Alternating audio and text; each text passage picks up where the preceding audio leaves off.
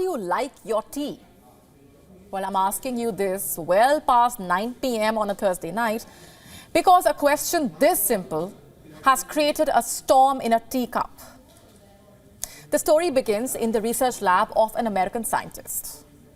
This scientist's name is Michelle Frankel, and she claims to have found the recipe for a perfect cup of tea.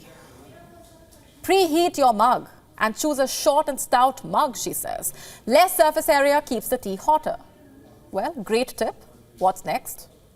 Time for the ingredients. Well, there is tea, obviously. Water, because how else do you brew the tea? Milk, if you like. Time for the next ingredient. Salt.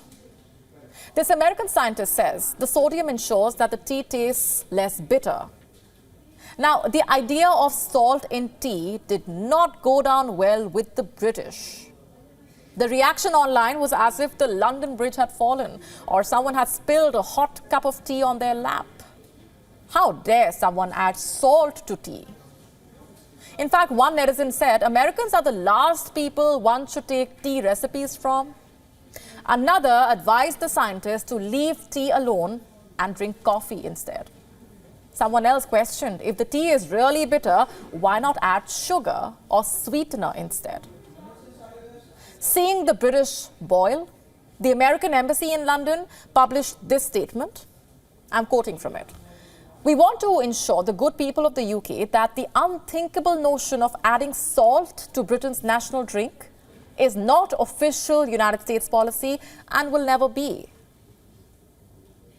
Let us, united in our steeped solidarity, and show the world that when it comes to tea, we stand as one. The US Embassy will continue to make tea in the proper way by microwaving it.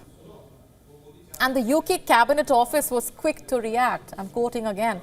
We appreciate our special relationship. However, we must disagree wholeheartedly. Tea can only be made using a kettle. Well, we like where this tea party is going, and we need to spill some tea here. But who needs tips on how to brew tea from America or the UK?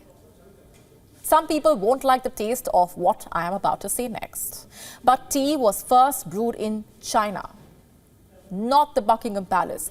The drink only came to Britain in the 1600s. In 1658, an advertisement in a London paper, Mercurius Politicus, read, China drink called by the Chinese by other nations te alias tea was on sale at a coffee house. That's how it really started. You know, before the colonial masters conveniently laid their claim on tea, just like they did on the colonies that were forced to grow the leaves so that the people in London could sip the drink with cucumber sandwiches. And now the American and the British have joined hands to whitewash tea. Well, guess what? Long before this American scientist stumbled on her eureka moment, Indians and Tibetans were adding salt to their tea. Kashmiris have been drinking noon chai for generations. It is made using tea leaves, cardamom, baking soda, salt, and milk. This tea is pink in color. It looks beautiful. It is served with local snacks like kulchas, shirmal. So the secret recipe to the perfect tea that this American scientist claims to have found has been in Kashmiri families for ages now. Also with the Bengalis, they often add rock salt and lemon to their tea, especially the post-lunch and early evening teas. Tibetans also like to add salt to their tea, also some yak butter. This may be hard for some people to digest, but there is no one way to make tea, just like there is no one kind of tea. There is black tea, white tea, green tea, yellow tea. It's a long list, of course. Who gets to decide how to brew the tea? Definitely not the British.